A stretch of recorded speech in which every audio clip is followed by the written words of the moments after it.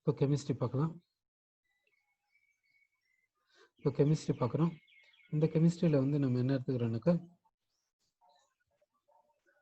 என்ன chapter பார்க்குறோம்னாக்கா electro chemistry பார்க்குறோம்.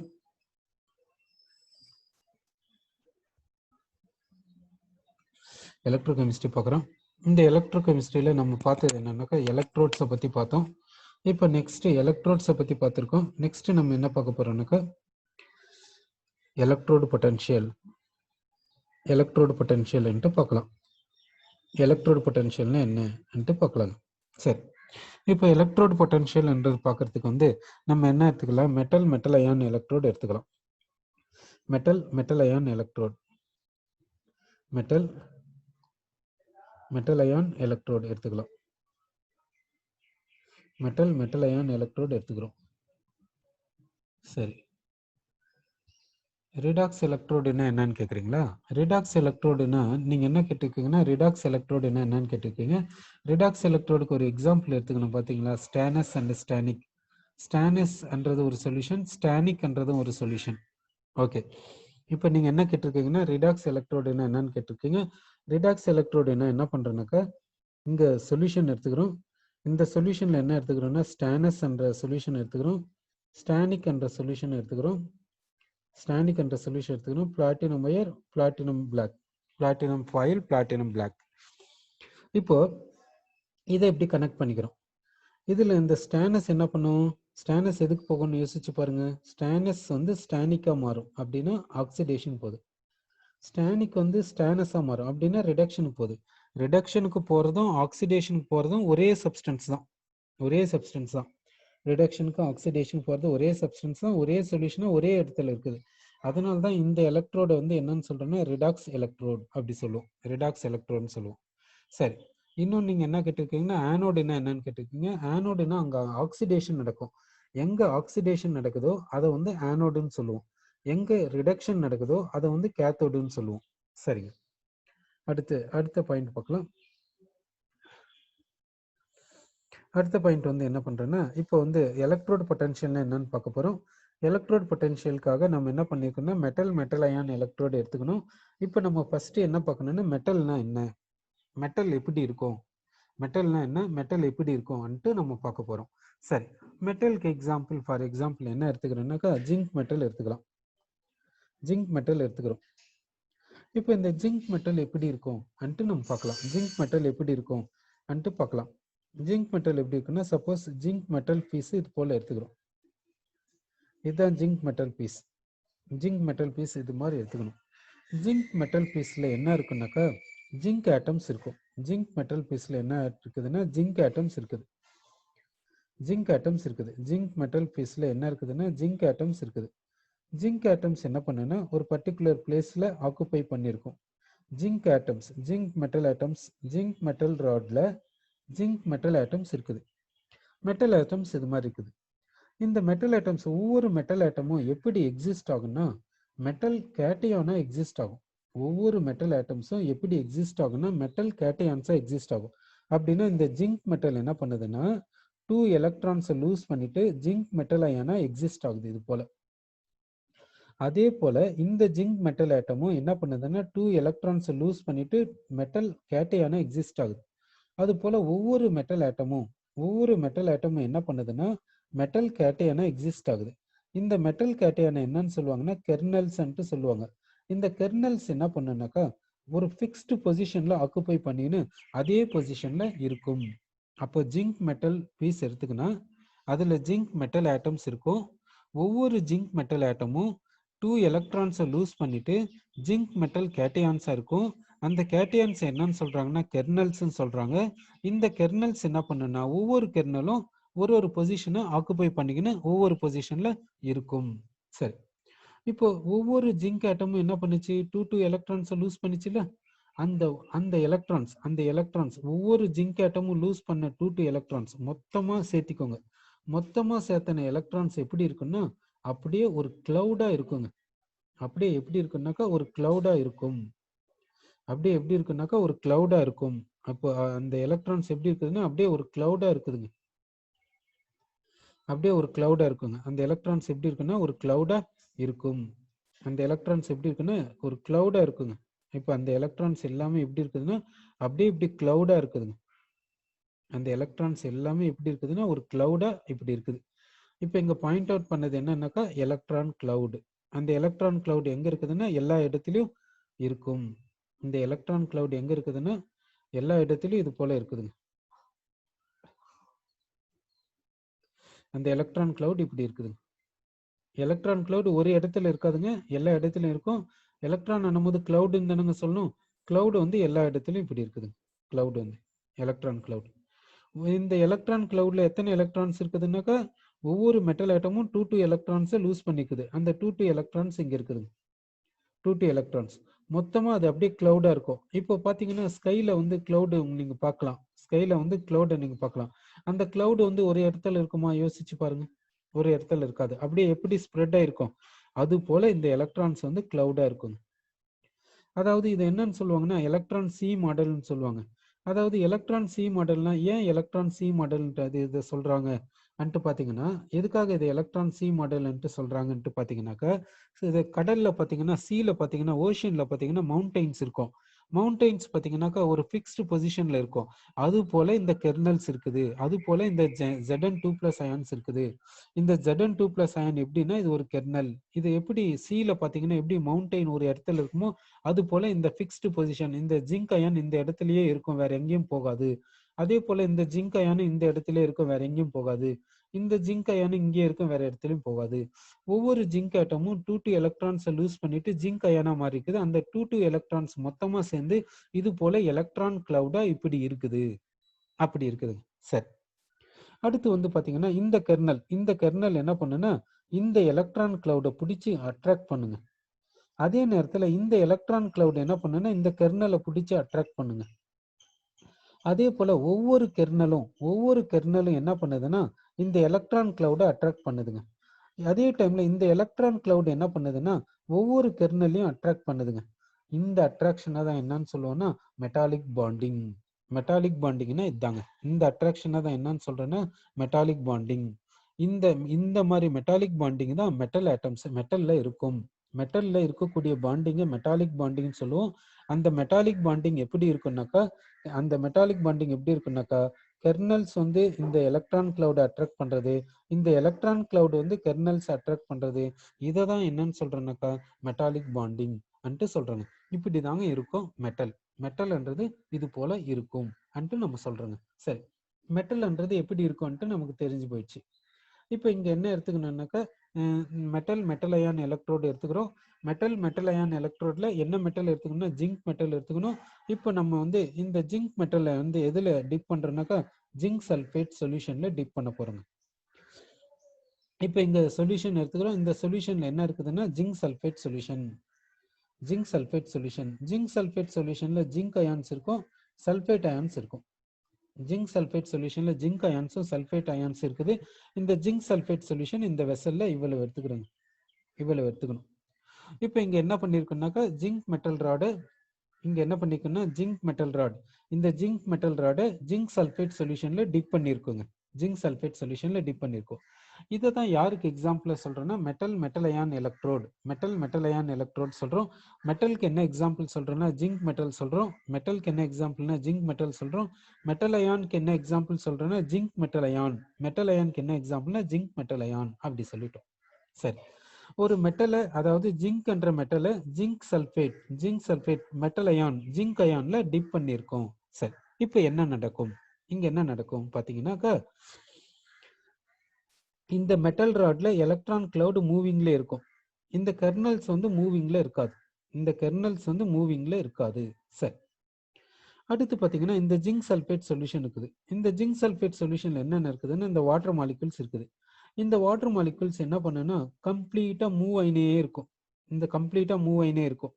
இந்த வாட்டர் மாலிகுல் இந்த மெட்டல் ராட் மேல போயிட்டு கொலிஷனுக்கு போகலாம். இந்த வாட்டர் மாலிகுல் மெட்டல் ராடு மேல கொலிஷனுக்கு போகலாம்.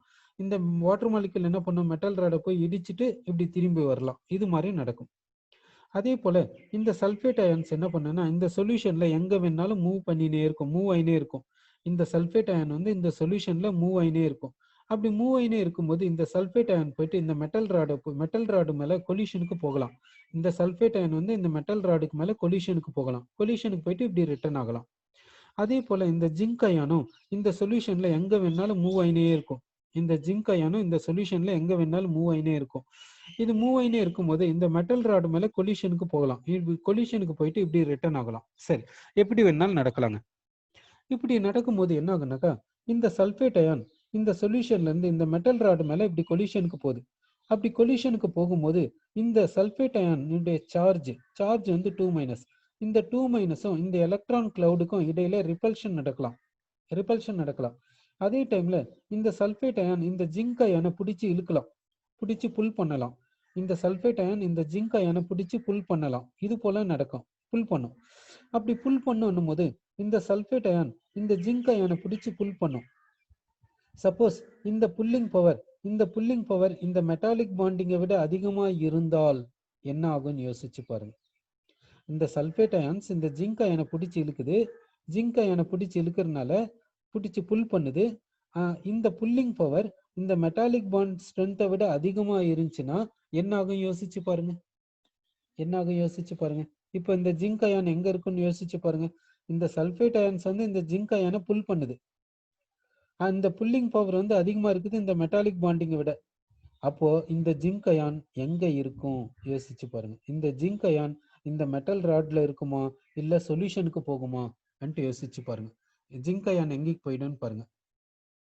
அதாவது ஜிங்க் அயான் வந்து சொல்யூஷனுக்கு போயிடும்.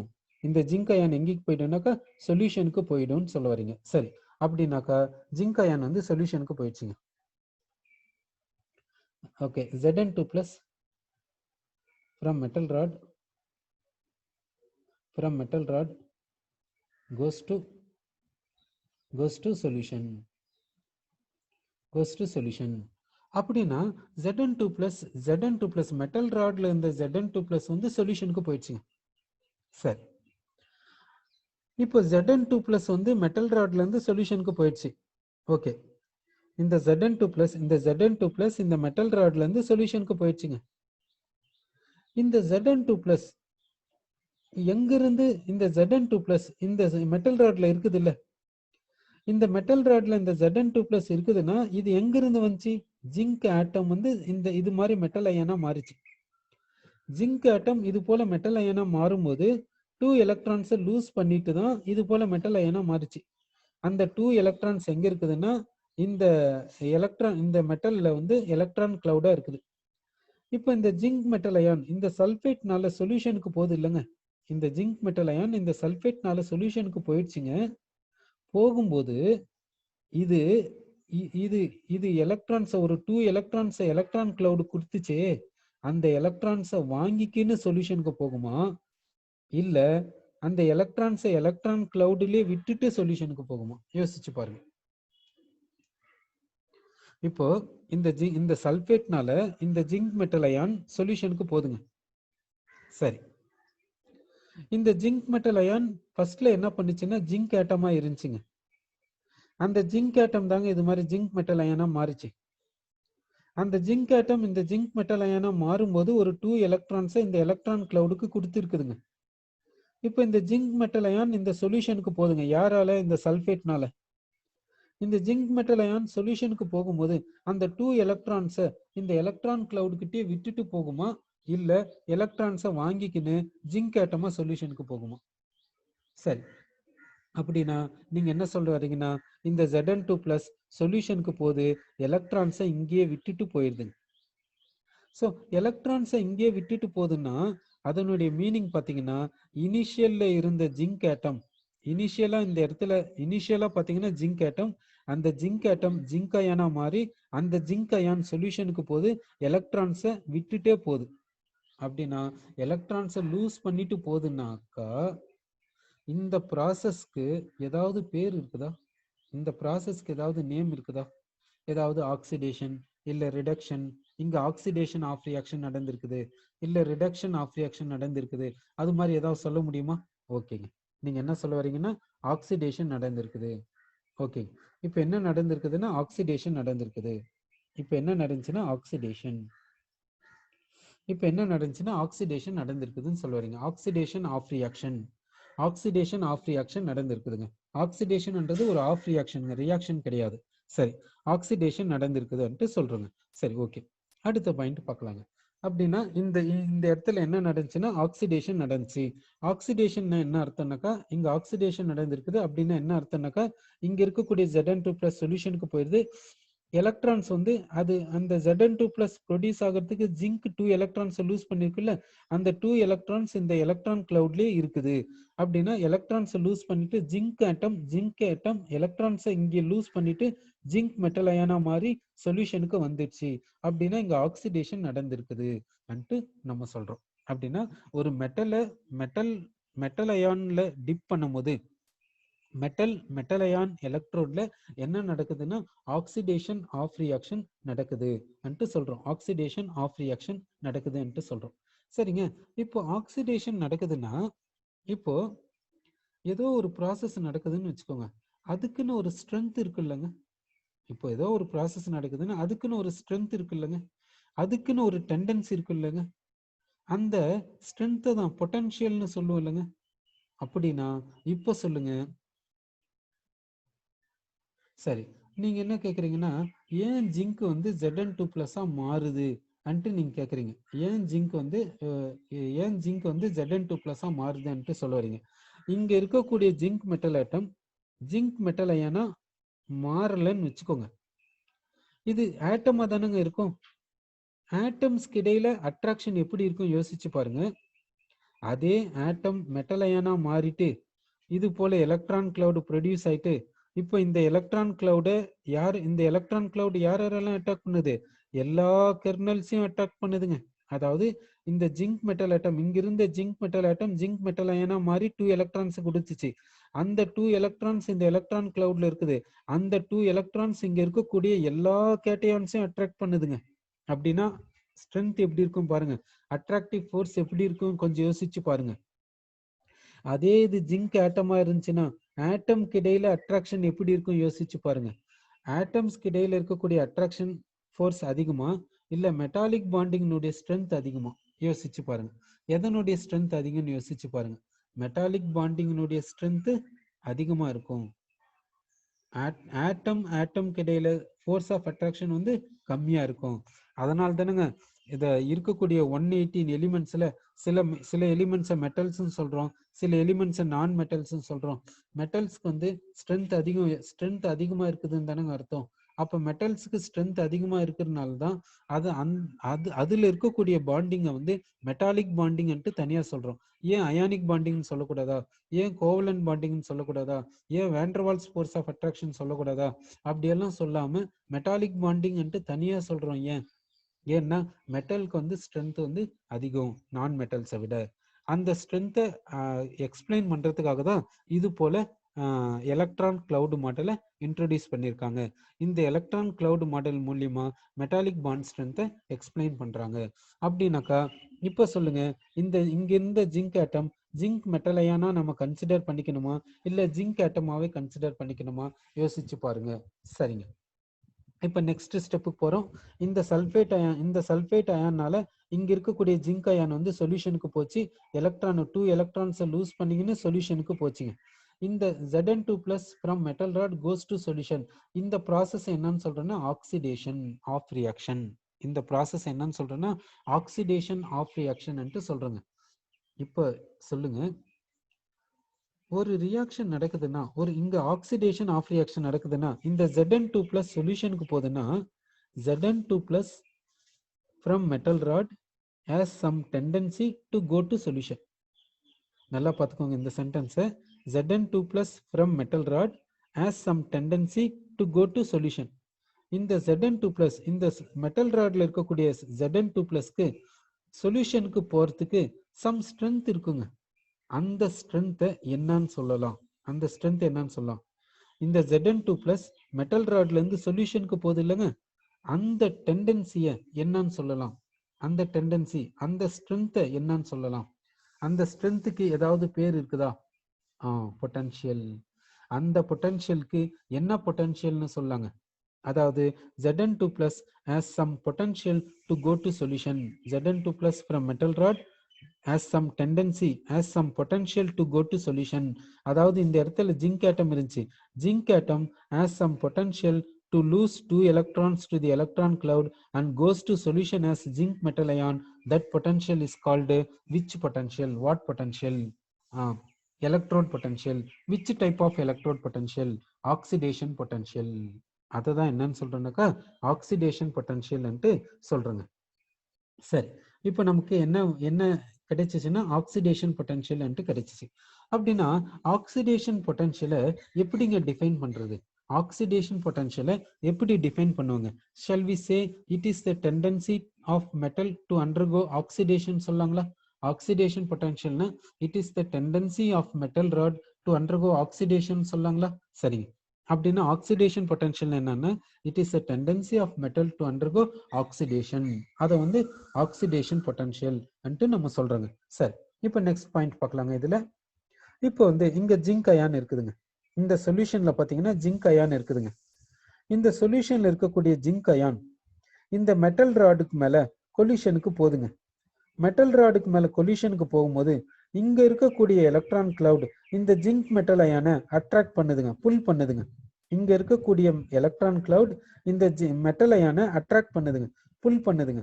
அதே டைம்ல இந்த சல்ஃபேட் வந்து இந்த ஜிங்க் மெட்டல் அயானை அட்ராக்ட் பண்ணுதுங்க. சப்போஸ் இந்த எலக்ட்ரான் கிளவுட் இந்த ஜிங்க் மெட்டல் அயானை புல் பண்ணக்கூடிய அட்ராக்ஷன் அதிகமா இருக்குது இதுக்கு இடையில இருக்கக்கூடிய அட்ராக்ஷனை விட. இது மாதிரி பாசிபிலிட்டி இருக்குது இல்லைங்க. இப்போ வந்து இந்த எலக்ட்ரான் கிளவுட் இந்த ஜிங்க் மெட்டல் அயனை அட்ராக்ட் பண்ணுது. இந்த அட்ராக்ஷனுடைய ஸ்ட்ரென்த் இந்த அட்ராக்ஷனுடைய ஸ்ட்ரென்த்தை விட அதிகமா இருக்குது. அந்த நேரத்துல என்ன நடக்கும்? இந்த மாதிரி கண்டிஷன்ல என்ன நடக்கும் சொல்லுங்க. அதாவது இந்த எலக்ட்ரான் கிளவுட் இந்த ஜிங்க் மெட்டல் அயனை அட்ராக்ட் பண்ணுது. இந்த அட்ராக்ஷனுடைய ஸ்ட்ரென்த் இந்த அட்ராக்ஷனை விட அதிகமா இருக்குது. அந்த நேரத்துல ஜிங்க் அயான் மெட்டல் ராடுக்கு போயிட்டு எலக்ட்ரான் கிளவுடை எடுத்துக்கின்னு ஜிங்க் ஆட்டமா மெட்டல் மேல டெபாசிட் ஆயிடுமா இல்ல சொல்யூஷன்லயே இருக்குமா? என்ன ஆகும் சொல்லுங்க. இப்ப என்ன ஆகும், என்ன சொல்ல வரேன்னா இந்த எலக்ட்ரான் கிளவுட் இந்த ஜிங்க் மெட்டல் அயனை அட்ராக்ட் பண்ணுது. இந்த அட்ராக்ஷனை விட அதிகமா இருந்தால் ஜிங்க் மெட்டல் அயான் இந்த மெட்டல் ராடு கிட்ட போயிட்டு மெட்டல் ராட்ல இருக்கக்கூடிய எலக்ட்ரான் கிளவுட் 2 எலக்ட்ரான்ஸை வாங்கிக்கின்னு ஜிங்க் மெட்டல் ஆட்டமா மாறி ஜிங்க் மெட்டல் ராடு மேலேயே டெபாசிட் ஆயிடுமா இல்ல சொல்யூஷன்லயே இருக்குமா? சரி, அப்ப நீங்க என்ன சொல்றீங்கன்னா டெபாசிட். அப்போ இங்க என்ன நடக்குது? இப்போ நீங்க சொன்ன ப்ராசஸை இப்போ பார்க்கலாங்க. இப்போ என்ன நடந்திருக்குன்னு பார்க்கலாங்க. அப்போ வந்து zinc metal ion from solution goes to metal rod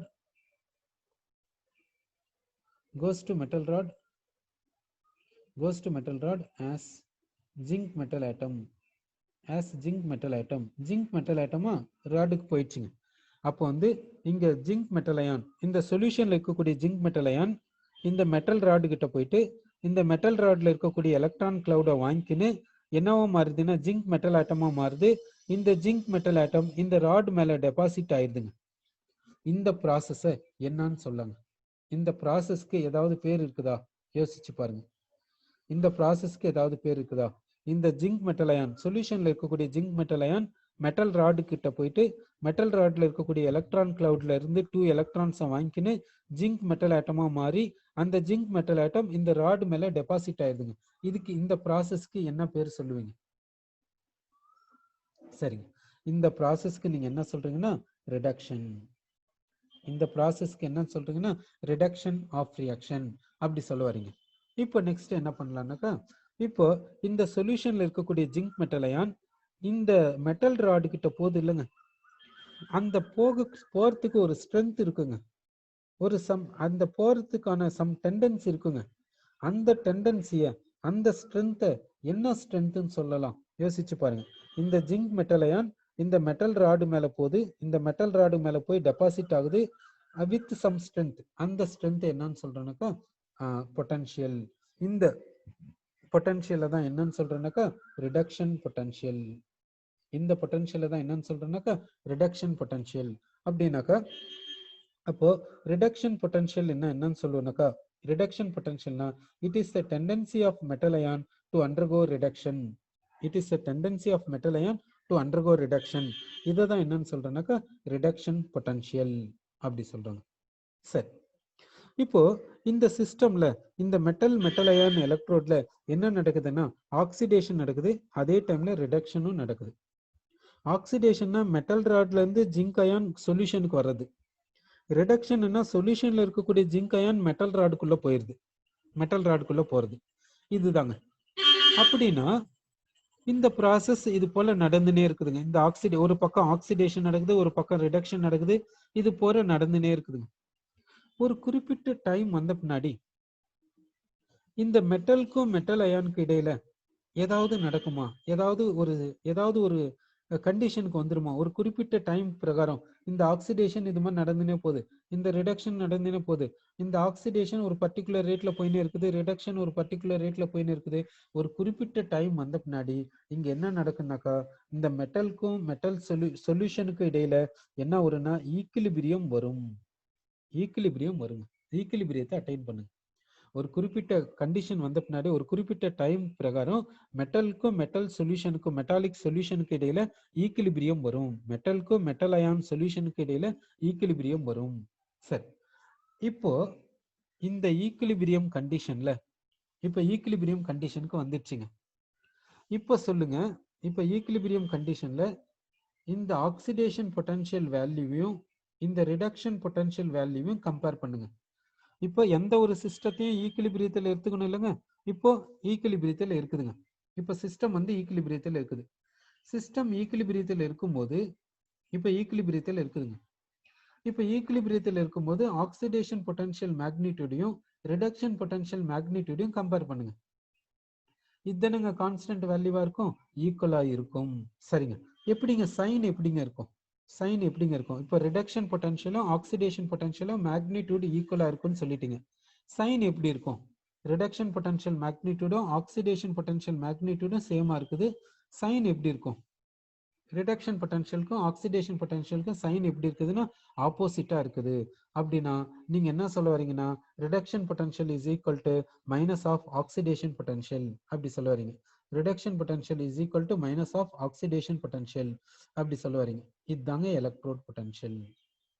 அப்படின்னா எலக்ட்ரோட் பொட்டன்ஷியல்னா என்னன்னா ரிடக்ஷன் பொட்டன்ஷியல், ஆக்சிடேஷன் பொட்டன்ஷியல், இதுதாங்க எலக்ட்ரோட் பொட்டன்ஷியல். அப்படின்னா எலக்ட்ரோட் பொட்டன்ஷியல்னாக்கா இது ஒரு potential difference between metal and metallic salt solution, electrolyte. அப்படின்னாக்கா எலக்ட்ரோட் பொட்டன்ஷியல் என்னன்னு சொல்லலாம்னாக்கா it is a potential difference between metal and metallic salt solution. சரி, அப்படி சொல்லிட்டுங்க. அப்படின்னா இந்த மெட்டலுக்கும் மெட்டாலிக் சால்ட் சொல்யூஷன், இந்த மெட்டலுக்கும் இந்த எலக்ட்ரோலைட்டுக்கும் இடையில இருக்கக்கூடிய பொட்டன்ஷியல் டிஃபரன்ஸை தான் நம்ம என்னன்னு சொல்றோம்னாக்கா எலக்ட்ரோட் பொட்டன்ஷியல். சரி, இங்க பொட்டன்ஷியல் டிஃபரன்ஸ்னா எப்படி சொல்றது? இங்க பொட்டன்ஷியல் டிஃபரன்ஸ் கிரியேட் ஆயிருக்குதுன்னு சொல்றோம்ல, பொட்டன்ஷியல் டிஃபரன்ஸ் கிரியேட் ஆயிருக்குதுன்னு சொல்றோம்ல, அந்த டிஃபரன்ஸ் எப்படி சொல்றதுன்னா இந்த ஈக்குலிபிரியம் வந்தா தானுங்க அது வரும். அதாவது இது போல இந்த இதை வந்து என்னன்னு சொல்றோம் ஆக்சிடேஷன் பொட்டன்ஷியல், இது ரிடக்ஷன் பொட்டன்ஷியல். அதை தான் நம்ம என்னன்னு சொல்றோம்னாக்கா எலக்ட்ரோட் பொட்டன்ஷியல் அன்ட்டு சொல்ல வருங்க. சரி, இப்போ எலக்ட்ரோட் பொட்டன்ஷியல்னா என்னன்னு நமக்கு தெரிஞ்சு போச்சு.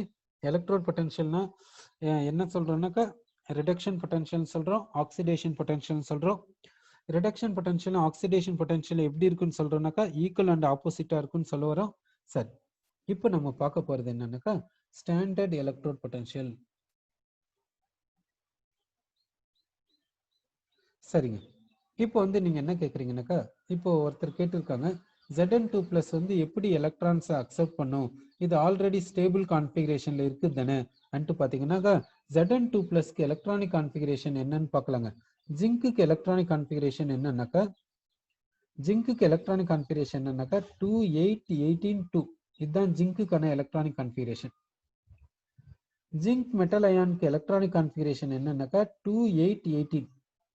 இது வந்து pseudo inert gas configuration. Pseudo inert gas configuration அப்படின்னா இது இன்னட் கேஸ் கான்ஃபிகரேஷன் கிடையாது, நோபல் கேஸ் கான்ஃபிகரேஷன் கிடையாது, சூடோ இன்னட் கேஸ் கான்ஃபிகரேஷன் இது. அதனால இது வந்து நோபல் கேஸ் கான்ஃபிகரேஷன் கிடையாது. ஸோ இது வந்து ரிடக்ஷனுக்கு போகுது. சரி, ஜிங்க் மெட்டல் அயன் எலக்ட்ரான்ஸை அக்செப்ட் பண்ணிக்குது அன்ட்டு சொல்ல. ஏன்னா இது நோபல் கேஸ் கான்ஃபிகரேஷன் கிடையாது. ஓகேங்க. நெக்ஸ்ட் நம்ம பார்க்க போறது என்னன்னாக்கா ஸ்டாண்டர்ட் எலக்ட்ரோட் பொட்டன்ஷியல். நெக்ஸ்ட் என்னத்தை பார்க்க போறோம்னாக்கா next standard electrode potential. Standard electrode பொட்டன்ஷியல்னா என்ன அர்த்தம்னாக்கா ஸ்டாண்டர்ட் எலக்ட்ரோட் பொட்டன்ஷியல்னா அதனுடைய மீனிங் என்னன்னாக்கா கான்சன்ட்ரேஷன் எப்படி இருக்கணும்னா 1 மோலாரா இருக்கணும். சப்போஸ் கேஸ் எடுத்துக்கினா அதனுடைய ப்ரெஷர் எப்படி இருக்கணும்னா 1 பாரா இருக்கணும். டெம்பரேச்சர் எடுத்துக்கினீங்கன்னா எப்படி இருக்கணும்னா 298 கெல்வினா இருக்கணும். இந்த கண்டிஷன் இருந்தால் அந்த எலக்ட்ரோட் பொட்டன்ஷியல் என்னன்னு சொல்லுவோம்னா ஸ்டாண்டர்ட் எலக்ட்ரோட் பொட்டன்ஷியல் அன்ட்டு சொல்லுவோம். ஸ்டாண்டர்ட் டெம்பரேச்சர்னா 273 கெல்வின் சொல்லுவோம். அது வந்து SDP condition, standard temperature and pressure gaseous ஸ்டேட்ல வரும். எலக்ட்ரோகெமிஸ்ட்ரியில ஸ்டாண்டர்ட் கண்டிஷன்னா டெம்பரேச்சரை 298 கெல்வின் தாங்க எடுத்துக்கணும். 298 கெல்வின்னா temperature 25 degree Celsius room temperature. So 273 கெல்வின்னா 0 டிகிரி செல்சியஸ். 0 டிகிரி செல்சியஸை வந்து எப்படிங்க ரூம் டெம்பரேச்சர்னு சொல்ல முடியும்? ரூம் டெம்பரேச்சர் என்னைக்காவது 0 டிகிரி செல்சியஸ் வந்திருக்குதா? வராதுங்க. அப்போ எலக்ட்ரோகெமிஸ்ட்ரினா எலக்ட்ரிக்கல் எனர்ஜி சம்மந்தப்பட்டது. எலக்ட்ரிக்கல் எனர்ஜி சம்மந்தப்பட்டதுன்னா ரூம் டெம்பரேச்சர்ல தானே பார்க்கணும். இல்லை ரூம் டெம்பரேச்சரை விட அதிகமாக பார்க்கணும், இல்லை ரூம் டெம்பரேச்சரை விட கம்மியாக பார்க்கணும். அது மாதிரி பார்க்குறீங்கன்னா நீங்கள் வந்து ஒரு ஸ்பெஷல் கண்டிஷனுக்கு நீங்கள் எடுத்துன்னு போறீங்கன்னு அர்த்தம். ஜென்ரலாக பார்த்தீங்கன்னா ரூம் டெம்பரேச்சர்னா 25 டிகிரி செல்சியஸ், அதாவது 298 கெல்வின். அப்போ வந்து ஸ்டாண்டர்ட் எலக்ட்ரோட் பொட்டன்ஷியல்னா ஸ்டாண்டர்ட் கண்டிஷன்னா டெம்பரேச்சர் எப்படி இருக்குன்னா 298 கெல்வினா இருக்கணும். சப்போஸ் கேஸ் யூஸ் பண்ணீங்கன்னா அதனுடைய ப்ரெஷர் 1 பாரா இருக்கணும். ரிமைனிங் எலக்ட்ரோலைட்டிக் சொல்யூஷனாக்கா அதனுடைய கான்சன்ட்ரேஷன் எப்படி இருக்குன்னா 1 மோலாரா இருக்கணும். இது என்னன்னு சொல்றேன்னா இந்த கண்டிஷன்ல electrode potential standard electrode potential அன்ட்டு சொல்றோங்க. சரி, இப்போ ஒரு செல் எடுத்துக்கிறோங்க. ஒரு செல் எடுத்துக்கிறோன்னா அதுல வந்து 2 எலக்ட்ரோட்ஸ் இருக்கணுங்க. 2 எலக்ட்ரோட்ஸ் இருக்கணும்னா 2 எலக்ட்ரோட்ஸ் இருக்கணும். அதுல ஒன்று வந்து ஆனோடா இருக்கணும், இன்னொன்று வந்து கேத்தோடா இருக்கணுங்க. சரி, அப்போ ஒரு 2 எலக்ட்ரோட்ஸை நீங்கள் கனெக்ட் பண்ணீங்கன்னா உங்களுக்கு என்ன கிரியேட் ஆகுனாக்கா பொட்டன்ஷியல் டிஃப்ரென்ஸ் கிரியேட் ஆகும். அதை வந்து என்னன்னு சொல்றோம்னா எலக்ட்ரோமோட்டிவ் ஃபோர்ஸ்ன்னு சொல்றோம். அதை வந்து வோல்டேஜ்னு சொல்றோம். அந்த எலக்ட்ரோமோட்டிவ் ஃபோர்ஸ் இருந்துச்சுனாக்கா அந்த எலக்ட்ரோமோட்டிவ் ஃபோர்ஸை வச்சு நம்ம வந்து என்னன்னு சொல்லுவோம்னாக்கா எதுக்கு யூஸ் பண்ணலாம்னு சொல்லுவோம். இப்போ நீங்களே பார்ப்பீங்க, எல்இடி பல்ப்ஸ் எல்லாம் எல்இடி பல்ப்ஸை க்ளோ பண்ண வைக்கணும்னா என்ன பண்ணலாம்னாக்கா ஒரு பேட்டரி செல், கடையில் விற்கிற பேட்டரி செல் இருக்குது இல்லைங்க, 1.5 வோல்ட் பேட்டரி. அந்த 1.5 வோல்ட் பேட்டரியில் நீங்கள் கனெக்ட் பண்ணீங்கன்னா எல்இடி பல்ப் எரியும். அந்த 1.5 வோல்ட் பேட்டரி கொண்டு வந்து நம்ம டியூப் லைட்ல கனெக்ட் பண்ண அது எரியுமா? ஏன்னா டியூப் லைட் வந்து 240 வோல்டேஜில் வருது, எரியாது.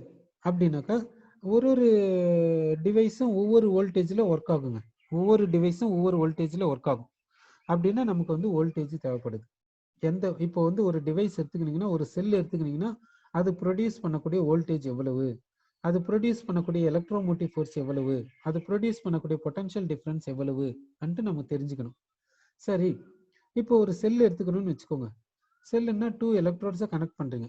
2 எலக்ட்ரோட்ஸை கனெக்ட் பண்ணால் எவ்வளவு வோல்டேஜ் கிரியேட் ஆகும், எவ்வளவு வோல்டேஜ் ப்ரொடியூஸ் ஆகும் அன்ட்டு தெரியறதுக்காக நம்ம என்ன பண்ணுறோம்னாக்கா நம்ம என்ன இன்ஸ்ட்ருமெண்ட் எடுத்துக்கிறோன்னா வோல்டா மீட்டர் எடுத்துக்கிறோம். இந்த வோல்டா மீட்டர் எதுக்குன்னாக்கா ஒரு 2 செல்ஸை ஒரு 2 எலக்ட்ரோட்ஸை நீங்கள் கனெக்ட் பண்ணீங்கன்னா அந்த 2 எலக்ட்ரோட்ஸ்க்கு இடையில எவ்வளவு பொட்டன்ஷியல் டிஃபரன்ஸ் உருவாகுது, எவ்வளவு பொட்டன்ஷியல் டிஃபரன்ஸ் ப்ரொடியூஸ் ஆகுது அன்ட்டு இது சொல்லுங்க. இந்த வோல்டா மீட்டர் டிவைஸ் எடுத்துக்கலாங்க. இந்த வோல்டா மீட்டர் டிவைஸ் எடுத்துக்கிறோம். இந்த வோல்டா மீட்டர் டிவைஸ்ல பார்த்தீங்கன்னா 2 டெர்மினல்ஸ் இருக்குங்க. இந்த வோல்டா மீட்டர் டிவைஸ்ல 2 டெர்மினல்ஸ் இருக்கும். ஒன்று வந்து நெகட்டிவ் டெர்மினல், ஒன்று வந்து பாசிட்டிவ் டெர்மினல். இந்த நெகட்டிவ் டெர்மினல் எந்த பக்கம் இருக்குன்னா லெஃப்ட் சைடில் இருக்கும். இந்த பாசிட்டிவ் டெர்மினல் எந்த பக்கம் இருக்குன்னா ரைட் சைடில் இருக்கும். இந்த வோல்டா மீட்டர் என்ற டிவைஸில் லெஃப்ட் சைடில் நெகட்டிவ் டெர்மினல் இருக்கும், ரைட் சைடில் பாசிட்டிவ் டெர்மினல் இருக்கும். அடுத்து இதில் பார்த்தீங்கன்னாக்கா வேல்யூஸ் இருக்கும். இப்படி வேல்யூஸ் இருக்கும், இந்த வேல்யூஸ் இருக்கும், இப்படி இந்த வேல்யூஸ் இருக்கும். இந்த வேல்யூஸில் வந்து இது வந்து 0, பாயிண்டர் வந்து இனிஷியலில் 0ல் இருக்கும். பாயிண்டர் வந்து இனிஷியலாக 0ல் இருக்கும். இப்போ இந்த வோல்டா மீட்டர் இதில் வந்து 0ல இருந்து ரீடிங் ஸ்டார்ட் ஆகுங்க. 0ல இருந்து அப்படியே 1 2 3 அது மாதிரி போயினே இருக்கும். அதாவது உங்களுக்கு சப்போஸ் இந்த செல்லு வந்து 1 வோல்ட் ப்ரொடியூஸ் பண்ணுதுன்னா இந்த பாயிண்டர் வந்து 1 வோல்ட்னு காமிக்கும். அப்போ இந்த வோல்டாமீட்டர் என்ற டிவைஸ்ல வந்து பாத்தீங்கன்னா லெஃப்ட் டெர்மினல்ல வந்து நெகட்டிவ் டெர்மினலா இருக்கும், ரைட் சைட்ல வந்து பாசிட்டிவ் டெர்மினலா இருக்கும். இந்த நெகட்டிவ் டெர்மினலுக்கும் இந்த பாசிட்டிவ் டெர்மினலுக்கு இடையில இந்த மாதிரி மீட்டர் இருக்கும். இந்த மீட்டர்ல இனிஷியல் ரீடிங் வந்து 0 இருக்கும், அப்புறம் 1 2 3 அது மாதிரி போயினே இருக்கும். 1 வோல்ட் 2 வோல்ட் 3 வோல்ட் 4 வோல்ட் இது மாதிரி போயினே இருக்கும். இது மாதிரி வோல்டேஜ் போயினே இருக்கும்.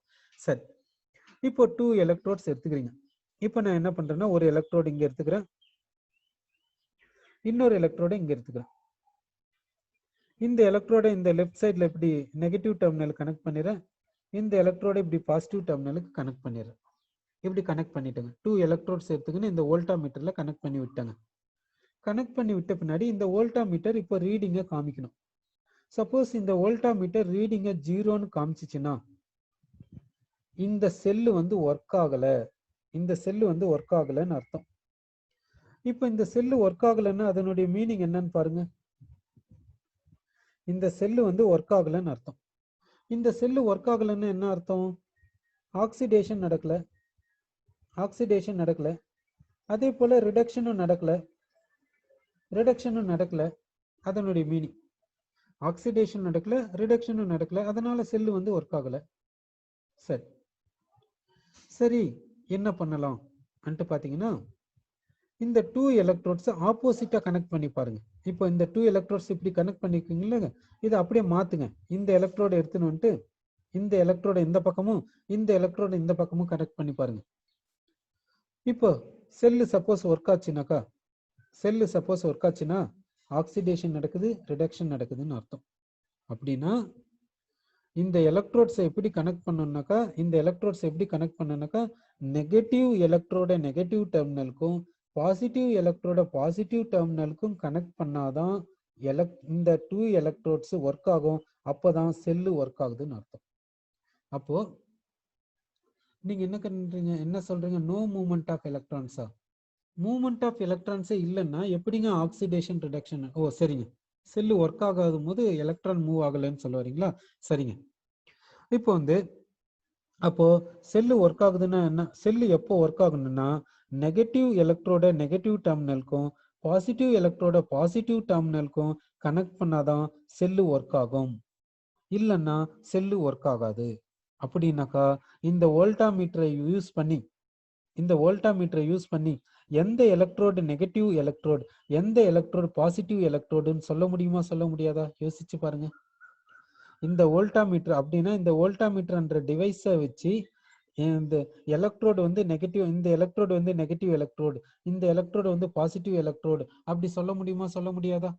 யோசிச்சு பாருங்க. இப்போ 2 எலக்ட்ரோட்ஸ் எடுத்துக்கிறீங்க, 2 எலக்ட்ரோட்ஸ் எடுத்து கனெக்ட் பண்றோம். 2 எலக்ட்ரோட்ஸ் எடுத்து கனெக்ட் பண்ணா செல்லு ஒர்க் ஆகுதுன்னாக்கா அதன் மூலியமா இந்த 2 எலக்ட்ரோட்ஸ் இந்த செல்லுல இந்த எலக்ட்ரோடு வந்து நெகட்டிவ் எலக்ட்ரோடு, இந்த எலக்ட்ரோடு வந்து பாசிட்டிவ் எலக்ட்ரோடு, அது மாதிரி நம்ம சொல்லலாம் இல்லைங்க? சரி ஓகே. அப்படின்னா வோல்டாமீட்டர் என்ற டிவைஸை யூஸ் பண்ணி 2 எலக்ட்ரோட்ஸை கனெக்ட் பண்ணி ஒரு செல்லை ப்ரொடியூஸ் பண்ணும்போது அந்த 2 எலக்ட்ரோட்ஸ்ல எது நெகட்டிவ் எலக்ட்ரோட் எது பாசிட்டிவ் எலக்ட்ரோட் அன்ட்டு நம்மளால சொல்ல முடியும். சரி, இப்போ நெக்ஸ்ட் பாயிண்ட் போலாங்க. இப்போ வந்து இப்போ 2 எலக்ட்ரோட்ஸ் எடுத்துக்கிறோம், 2 எலக்ட்ரோட்ஸ் எடுத்துக்கிறோம். அந்த 2 எலக்ட்ரோட்ஸ்ல ஒன்று வந்து நெகட்டிவ் எலக்ட்ரோட், ஒன்று வந்து பாசிட்டிவ் எலக்ட்ரோட். ஓகே, இப்போ நெகட்டிவ் எலக்ட்ரோடுனா இதை வந்து எதோட கனெக்ட் பண்ணிக்கணும்னா நெகட்டிவ் டெர்மினலோட கனெக்ட் பண்ணிக்கணும். பாசிட்டிவ் எலக்ட்ரோடுனா இதை எதோட கனெக்ட் இதை வந்து பாசிட்டிவ் டெர்மினலோட கனெக்ட் பண்ணணும். இங்க வந்து வோல்டேஜுக்கான ரீடிங் வேல்யூ, வோல்டேஜுக்கான ரீடிங் வேல்யூ பாயிண்டர் வந்து இனிஷியலா 0ல இருக்குங்க. சரி, இப்போ இங்க வந்து என்ன பண்றேன்னா இது வந்து மெட்டல் ராட், மெட்டல் ராட் வந்து for example zinc, metallic solution வந்து மெட்டல் அயான் சொல்யூஷன் வந்து ஜிங்க் அயான், இப்படி எடுத்துக்கணும். இங்க வந்து மெட்டல் ராட் என்னன்னாக்கா copper metal rod, copper metal rod,